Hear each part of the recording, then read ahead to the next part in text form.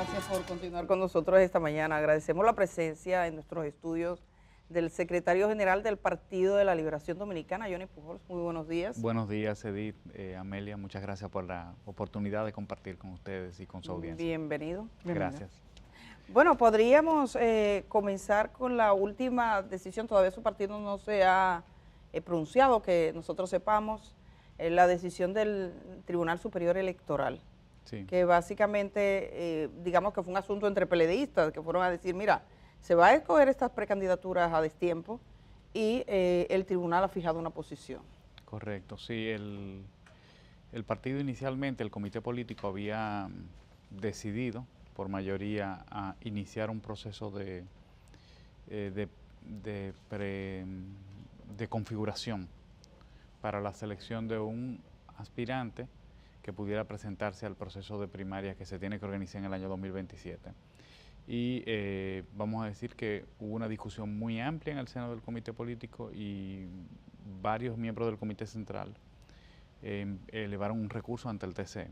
El TCE conoció primero una medida cautelar y le pidió al partido que pospusiéramos la reunión del comité central, que era para el 8 de junio, y por lo tanto se pospuso por el efecto de esa sentencia, y finalmente tomó una decisión. El jueves próximo, el jueves 3 de julio, está convocado ya el comité político para conocer el resultado del Tribunal Superior Electoral y fijar pues la posición oficial.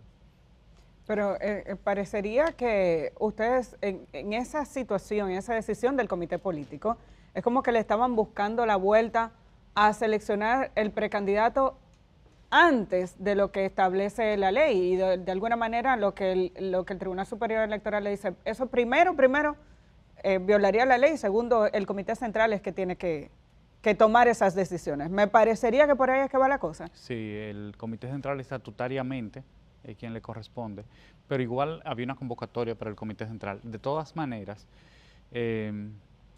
lo que yo sí le puedo decir es que en el futuro tenemos que encaminarnos a que la legislación garantice mucho más igualdad en los partidos, porque lo que ocurre realmente es que el partido que tenga el gobierno tiene una ventaja, y eso es lo que presiona a los partidos de oposición. Lo estoy diciendo muy transparentemente.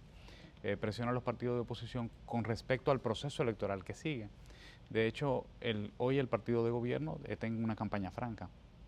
¿Usted considera que está en campaña franca? Sí, o sea, los aspirantes internos a la presidencia de la República están en una campaña. El mismo presidente de la República básicamente hizo un llamado a la atención a eso, a su funcionariado que está en ese proceso. Y eso es muy perjudicial no solamente a los efectos de la equidad del proceso electoral, para los partidos de oposición es un desafío, sino para la misma calidad del servicio que tienen que brindar esos funcionarios.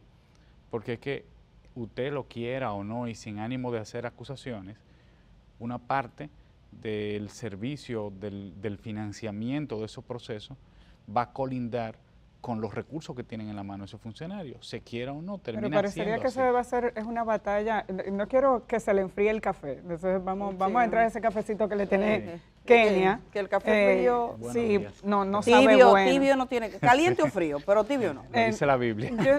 Yo parecería que esta va a ser una batalla constante con la cultura dominicana, porque sin ánimos de entrar, digamos, una disputa, esta ha sido una discusión permanente. Cuando el Partido de la Liberación Dominicana estaba en el gobierno, que también tuvo una oportunidad en un momento de tener múltiples precandidatos, varios eran funcionarios públicos y se generó el mismo debate a lo interno del partido y con la oposición. Como que da la impresión de que es un tema de la cultura dominicana y de la, digamos, el respeto a la institucionalidad. Sí, es así, Amelia, usted tiene razón, es un problema que hemos vivido hace muchos años, se han hecho esfuerzos. Recuerde que nosotros teníamos elecciones de medio término. El primer esfuerzo que se hizo de hacer las elecciones cada 4 años es precisamente para despolitizar el escenario, porque es que uno se pasaba todo el tiempo en procesos electorales y para darle un poco también de tranquilidad a la gente. Lo que ha sucedido es que nosotros hicimos la ley de partido y la ley de régimen electoral con un conjunto de reglas y la hemos ido desarmando, como quitándole patitas a la ley de régimen electoral, principalmente a la ley de partidos. Todo lo que tiene que ver con transfugismo, toda la regulación al tema del financiamiento sigue siendo muy débil, lo tenemos que decir. Y pues nosotros cuando estuvimos en el gobierno, sin ánimo de de decir que no se pudo haber avanzado más en ese sentido, pero logramos hacer un proceso en el 2027 con todo lo que implicó para el PLD, que implicó una división, y hicimos que los funcionarios renunciaran. O sea, el presidente de la República le pedía la renuncia a los funcionarios cuando iban a aspirar. Desde que anunciaban aspiración se le pidió la renuncia. Y fue una buena práctica. Yo creo que lo que tenemos que hacer es avanzar en la misma dirección. De todas maneras, es muy temprano, porque es que no estamos en el 2026. En el caso del año 2020, el proceso comenzó internamente en el 2018, 2 años antes, que puede ser muy anticipado, pero ahora estamos comenzando acabando las elecciones pasadas. Influido también por el hecho de que el mismo presidente anunciara, ¿verdad? Y la misma Constitución se lo prohíbe, que no hay reelección. Yo tengo algunas preguntas sobre el tema del gobierno, ¿no? Y Sí. su campaña, pero me gustaría regresar sobre la decisión del tribunal. Yo tengo aquí la resolución, que es la sentencia del Tribunal Superior Electoral. Y básicamente se trata de que un miembro del Comité Central del Partido de la Liberación Dominicana acude ante el Tribunal Superior Electoral y le dice, señores, el comité político ha tomado una decisión, que yo no estoy de acuerdo, por favor pónganle freno, Sí. que es la discusión sobre el mecanismo y la fecha para seleccionar a precandidato o precandidata presidencial, que se había fijado esta fecha. Entonces, otros actores del Partido de la Liberación Dominicana también acudieron. Yo estaba mirando las audiencias y el partido también se hizo representar. ¿Por qué dentro del PLD no se armonizó esta posibilidad? O sea, porque fue un debate y vi muchos argumentos dentro de los debates que era dentro del Partido de la Liberación Dominicana, que entendían como que ponía a unos candidatos dentro del mismo Partido de la Liberación Dominicana como más beneficiarios que otros. De hecho, solo uno llegó a inscribirse. ¿Cuál es el problema que hay para escoger un mecanismo y para que corran todos los que tengan que correr de cara a las próximas elecciones? No es un problema en sí mismo el hecho de que existiera la discusión o la divergencia. Es parte del ejercicio democrático del partido. En momentos anteriores hemos tenido discusiones más álgidas. Por ejemplo, para la discusión, se dice ahora porque ya fue una decisión tomada, la discusión sobre la alianza, en su momento fue una discusión muy amplia en el seno del comité político que generó mucha divergencia y es parte del proceso. De hecho, un partido democrático tiene muchos aspirantes y no todos coinciden siempre. Ahora, lo que sí es un fenómeno nuevo es que se judicialice la discusión política. Y bueno, eso ocurre porque la ley lo permite, o sea, ya es una vía, la vía de derecho existe y antes no existía. Y es más común que la gente cuando entienda que un derecho le es vulnerado, pues acuda. Antes el único camino que teníamos era la discusión política y por lo tanto no teníamos que poner de acuerdo en términos políticos. Ahora existe la vía judicial también. Desde su punto de vista, tomando en cuenta que las decisiones básicamente ponen límites a una decisión adoptada por el Comité Político del Partido de la Liberación Dominicana, ¿ustedes como partido tendrán la posibilidad de apelar? ¿Acogerán la decisión del Tribunal Superior Electoral? ¿Qué viene ahora? Como usted acaba de decir, son las únicas dos alternativas posibles, porque nosotros somos un partido No puede obviarla. del sistema, exactamente. Nosotros somos un partido que está sujeto a las reglas y la institucionalidad democrática. O sea que tenemos esas dos alternativas en la mano y ya el comité político tendrá que verla y evaluarla, la dirección del partido.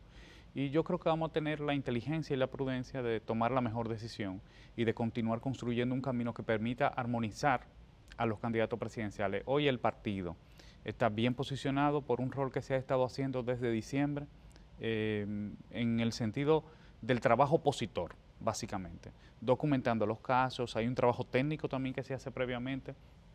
Todos los lunes hemos estado fijando posición. Hay una transformación orgánica en camino que además era necesaria porque hay que desandar unos pasitos en el caso de la organización del partido.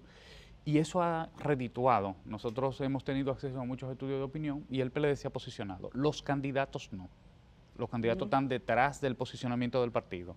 Por lo tanto, nosotros tenemos que cuidar la imagen del partido y tendremos que encontrar un camino que permita que todos los candidatos se sientan su derecho respetado, su aspiración respetada y puedan concurrir a un proceso que nos permita presentar lo mejor al pueblo. Precisamente por ahí iba. Digo, se estaba abriendo este proceso con una sola persona inscrita.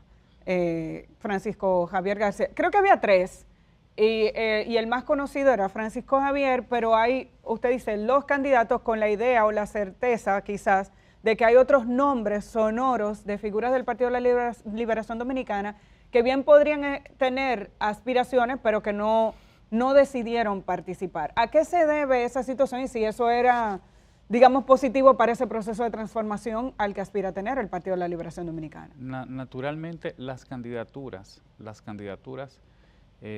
son necesarias para potenciar el trabajo del partido. Son positivas porque los candidatos además se movilizan en el territorio y eso es bueno para el partido. Los candidatos de todos los niveles, no solamente el candidato presidencial. Pero en el caso específico de la candidatura presidencial había anunciado su aspiración, la formalizó Francisco Javier y la había anunciado en el seno del comité político Abel Martínez y Charlie Mariotti. Hay otros compañeros que han expresado su interés o que están evaluando la posibilidad, Francisco Domínguez Brito, o que se han referido al tema públicamente, como la doctora Margarita Cedeño Lizardo, el mismo Juan Ariel, que ha sido considerado por la opinión pública y tiene una muy buena imagen. O sea, el PLD tiene talento. Pero él no ha dicho todavía como que aspire, ¿no? No, él no ha formalizado una aspiración, pero sí ha sido valorado. Okay. Sí, ha sido valorado y por lo tanto el nombre de él ha sonado dentro del proceso. Y bueno, yo creo que vamos a encontrar el camino. El PLD siempre ha tenido esa capacidad, esa inteligencia de encontrar el camino y esta no va a ser la excepción. Vamos a encontrar el camino. Pues hablemos del gobierno actual y ese proceso de, digamos, de transformación que está viviendo el PLD. Es cierto que en las últimas semanas estamos viendo declaraciones, me parece que semanales, sobre todo del área económica del Partido de la Liberación Dominicana, lo que reactiva incluso la conversación con datos de fondo. Ayer teníamos aquí con nosotros al ministro de la Presidencia, José Ignacio Paliza, y yo le preguntaba sobre el tema del endeudamiento, que había sido, digamos, una de las banderas del PRM cuando estaba en la oposición, digamos que reclamar que nuestro país no se endeudara tanto. No se ha aprobado la reforma fiscal, vemos aprobaciones de préstamos constantes. ¿Cuál es la evaluación que tiene el Partido de la Liberación Dominicana sobre la situación económica de nuestro país y estas decisiones, estas aprobaciones, de préstamos constantes en el Congreso Nacional? Primero, el PRM actuó con hipocresía y le mintió al pueblo dominicano cuando se refirió al tema de los préstamos. Nosotros, el PRM nos criticó muchísimo cada vez que teníamos que tomar un préstamo, pero todos los préstamos que tomó el PLD fueron para construir obras de infraestructura, o sea, para inversión de capital, esencialmente. Inicialmente, cuando este gobierno comenzó, en el periodo pasado, hubo unas solicitudes de préstamos que estaban asociadas a la existencia de la pandemia. Y por lo tanto nosotros incluso la apoyamos, las solicitudes, porque estábamos en el medio de esa situación. Pero luego esa llave nunca se cerró y se continuó con el mismo ritmo de endeudamiento mucho después. Y ahí nosotros ya comenzamos a ser mucho más críticos y apartarnos de ese camino y a denunciarlo, porque además ha coincidido la mayor ola de endeudamiento de toda nuestra historia en los últimos años, en los últimos 60 años, con la más baja inversión pública de los últimos 60 años también. O sea, prácticamente usted ha tomado préstamos para financiar el gasto corriente y para pagar el mismo servicio de la deuda. Usted ha hecho crecer la deuda para financiar una parte del gasto corriente del gobierno y para pagar deuda. Entonces, no hay nada que reditúe, que le vaya a quedar al ciudadano, ni en términos de infraestructura, ni en términos de la calidad de los servicios públicos. Al contrario, hay un retroceso evidente en la calidad de la mayoría y en los indicadores de la mayoría de servicios públicos. Hay un retroceso en los indicadores de calidad de vida del ciudadano, en el acceso a la salud, en términos de la educación también, 170,000 niños menos en las escuelas. El mismo presidente en su discurso dice que ha inaugurado 700 aulas de 11,000 que se dejaron en construcción al inicio de este gobierno. Nosotros hemos hecho denuncias reiteradas sobre el descalabro, el deterioro del sector agropecuario y lo que ha sucedido con el Banco Agrícola, con el otorgamiento de préstamos, que antes era para financiar la producción, con el otorgamiento de permisos de importación. Sin embargo, el ministro de la Presidencia decía que, si bien es cierto que se opone a los préstamos, que ese ha sido su discurso bandera, lo decía así ayer, el crecimiento económico de la República Dominicana es mayor que el nivel de endeudamiento. La manera en la que crece la economía, aun cuando se cogen esos préstamos tienen un impacto menor. Digamos que así es como lo he interpretado. Sí, pero nosotros estamos asistiendo a una ralentización del crecimiento de la economía dominicana. ¿Cuáles son las razones que usted atribuye a que la economía parezca que crecerá menos? El único instrumento que tiene el gobierno para acelerar o para mejorar activar la economía dominicana es la inversión pública.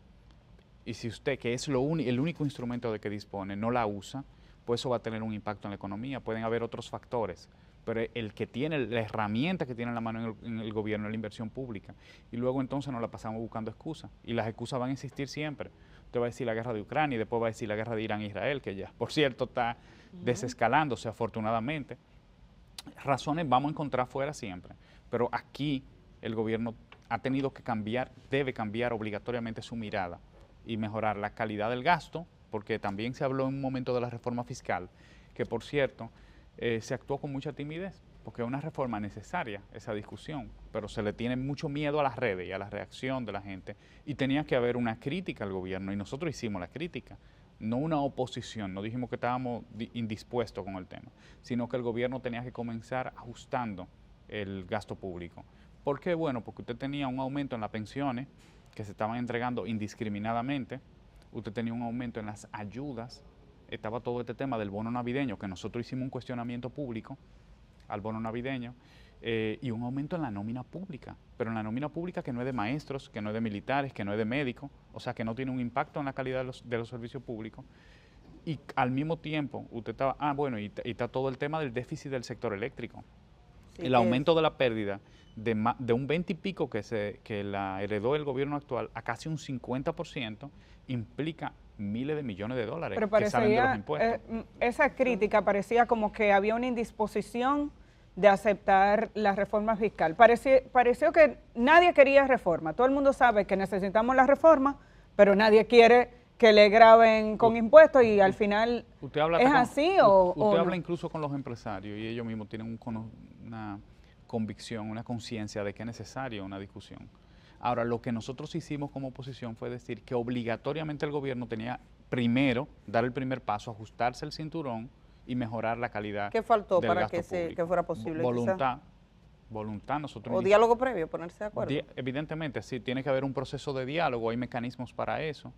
Fíjese ahora, por ejemplo, con el tema haitiano, como sí ha habido otro ejercicio distinto, se ha buscado a la oposición, no han puesto un poco en esa presión y se ha convocado el cese. Entonces, eso no se siguió ese camino con el tema de la reforma fiscal. Y yo creo que en muchas ocasiones el gobierno se preocupa más por lo inmediato. Los problemas que requieren un poco mayor de esfuerzo o que van a tener implicaciones en el futuro de la República Dominicana no son una preocupación del gobierno. A mí me gustaría regresar a algo que usted decía ahorita, porque lo abandonaba para entrar en la resolución, que usted dijo que hay gente del gobierno que está en campaña. Eso primero, ¿cómo lo acreditan? ¿Se puede acreditar desde su punto de vista y que nos ponga imágenes claras de que desde su punto de vista eso está ocurriendo? ¿Y cuál sería el rol que jugaría la Junta Central Electoral, por ejemplo, frente a una situación de esa naturaleza? Porque sería una campaña anticipada. Hay campaña anticipada. De parte del gobierno es más peligrosa. Yo no estoy diciendo que sea correcta en la oposición. Lo que sucede es que el gobierno administra fondos públicos y por eso es que es mucho más peligroso. Y eso se evidencia en las actividades públicas que se hacen, en los comandos de campaña que se inauguran, en todo el trabajo que se hace desde el punto de vista de la comunicación de los equipos de campaña de esos aspirantes, la inversión que se hace en redes sociales, que es algo no regulado. Nosotros, como país, tendremos en algún momento que darnos cuenta que hay tres cosas que son hermanos, que andan juntitos, porque aquí hemos abordado el tema de la corrupción, pero no hemos hablado sobre el clientelismo y sobre el transfugismo y andan juntitos. O sea, cuando una gente tiene que gastar una cantidad de dinero durante años para aspirar a una posición electiva, usted tiene que preocuparse y preguntarse primero de dónde puede estar sacando eso y segundo, cómo piensa recuperar eso o a quién se lo va a devolver o cómo lo va a devolver. ¿Y cuál es la pastillita que ustedes sugieren? Porque este es un tema del sistema de partidos. Sí, yo lo que creo es que tiene que haber, nosotros deberíamos comenzar a mirar legislaciones electorales homónimas en otros países como en Chile, donde usted no solamente le pone un tope, porque eso puede ser muy nominal. Usted dice, para aspirar a diputado usted nada más puede gastar, que de hecho es mucho, qué sé yo, ¿cuántos millones? Bueno, pero usted no tiene ningún mecanismo para garantizar que ese sea el tope. Eso es lo primero. Entonces lo más fácil es que usted diga, mire, usted nada más puede poner tanta valla de manera concreta, usted tiene espacio televisivo tanto y puede poner esta cantidad de anuncios o esta cantidad de tiempo en anuncios. Pero usted mismo dijo hace un rato, y lo tomé nota, dice, lo que ha sucedido, y lo anoté tal cual, es que nosotros aprobamos una ley electoral y una ley de partidos y la hemos ido desarmando. Sí. ¿Cuál es la propuesta? Pero entonces? yo no me refiero al PLD. Me imagino. Ajá, yo me refiero nosotros, al país. Como nación, sí, hemos ido despegándole patitas a la ley de No, partidos. eso me quedó claro. Entonces, pero son de reciente aprobación y justo esta semana teníamos a Participación Ciudadana con nosotros que hacía un montón de observaciones de esas leyes. Yo soy partidario de que nosotros avancemos mucho más en ese sentido. ¿Modificarlas? Sí, no, yo creo que hay que robustecerlas. El problema es que cuando se aprueba, porque, por ejemplo, el Partido de la Liberación Dominicana jugó un rol muy importante. Ustedes ahora no tienen presencia prácticamente en el Senado, es escasa la posibilidad de acción en la Cámara de Diputados, pero llegaron a tener el control prácticamente sí, por eso absoluto. aprobamos esa ley. Pero ¿y por qué no con las armas y las garras que necesitaban? ¿O? No, sí se aprobó y se aprobaron muchas cosas. Todo el tema del transfugismo estaba configurado en la ley. Pero recuérdense que desde que llegó el gobierno actual, lo primero que se quitó fue eso. Se quitó, lo ayudó a quitar también el mismo conflicto interno del PLD, porque se fue a los tribunales. El conflicto del PLD. Sí, el conflicto. O sea, que sí, pero no fue la parte institucional del PLD que objetó la ley, sino quienes salían del PLD fueron a los tribunales y bueno, el tribunal vino y le comenzó a hacer recortes a la ley. De hecho, muchas cosas, no significa, a ver, cuando nosotros tenemos una legislación como esa, no significa que sea mala, significa que no es completa. Y una sociedad que pretende o que se civiliza, como usted decía, que va civilizándose, ¿verdad? Que va construyendo civilización, tiene que mirar hacia el futuro. No significa que la ley sea mala, no, avanzamos bastante con la ley, pero es insuficiente y yo creo que tenemos que dar paso más allá para mejorar nuestra democracia. Robustecer, es que parecería que tenemos situaciones similares en varios momentos en nuestro país, donde el Congreso plantea un proyecto de ley. Y desde que se habla de sanciones, las sanciones son mínimas, comienzan a flexibilizarse las cosas y terminamos con un documento que al final no controla nada. Entonces, ahí hay una responsabilidad directa de todas las organizaciones políticas que participan en este tipo de discusiones. O sea, hablar de modificar estas leyes que no tienen ni 5 años es una cosa increíble. Mire, ahora mismo está habiendo una modificación para el tema de las candidaturas independientes. Todas las organizaciones políticas nos pusimos de acuerdo. Lo que yo estoy diciendo es lo que nosotros opinamos y nosotros sabemos que construir consenso en una sociedad democrática cuesta años. Probablemente estoy hablando del futuro, no es algo que vaya a suceder mañana. Nosotros tampoco tenemos, como usted explicaba muy bien, la fuerza para promover una reforma de esa naturaleza. Pero que la tuvieron. La tuvimos y la hicimos. La ley de partido es una hechura de los gobiernos del PLD, tanto la ley de partido como la ley del régimen electoral. Pero tenemos que ir avanzando más allá, no es suficiente. Yo creo que pueden hacerse más cosas. Ahora, bueno, ya terminando esta conversación, que usted dice, hay campaña a destiempo, ¿cuál es el rol que usted cree que debe jugar la Junta Central Electoral en este momento? Y ustedes han hecho denuncia específica, porque también eso, ¿no? Porque bueno, si no caso con papeles, porque ustedes saben de eso. Primero nosotros hemos elevado recientemente ante la Junta una preocupación, nuestro delegado ante la Junta, porque la Junta tiene su propio mecanismo, ¿verdad? Nosotros tenemos una delegación en la Junta y hemos expresado la preocupación con respecto al tema de las encuestas y el hecho de que las encuestas puedan utilizarse para posicionar candidatos. Y bueno, a medida que el proceso vaya avanzando, pues iremos conversando con la Junta. Afortunadamente, creo que han sido receptivos ante las preocupaciones. El mismo tema de la candidatura independiente que podía generar una distorsión, pues hubo una consulta a los partidos políticos y yo creo que pudimos ponernos de acuerdo con la Junta Central Electoral y hay un proyecto de modificación de la ley que está en curso ahora. No para prohibirlas, porque las candidaturas independientes pueden ser un avance para la democracia, sino para regularlas, igual que estamos regulados todos los que aspiramos. Que dicho sea de paso, vamos a invitarle otro día para que hablemos solo de ese tema, porque claro que sí. Vimos las vistas públicas y ese va a ser un tema fundamental, puede ser muy complicado lo que se avecina con las candidaturas independientes. Muchas gracias por estar esta mañana aquí. Johnny Pujols, él es secretario general del Partido de la Liberación Dominicana. Y hace ratito decía que aquí en nuestros estudios tenemos un compañero que tiene un problema, un acceso que le llamó a que le dieran un servicio de salud y le pidieron una fotografía de la lesión. Eso está ocurriendo cada vez más, ese y otros temas, todo lo que ustedes quieran. Podemos conversarlo esta mañana porque tenemos al superintendente de salud y riesgos laborales. Miguel Sarahatón está en nuestros estudios. Cuando regresemos estaremos hablando con él y agradecemos a la gente porque ya por el celular hemos recibido varias preguntas. Así que regresamos en breve.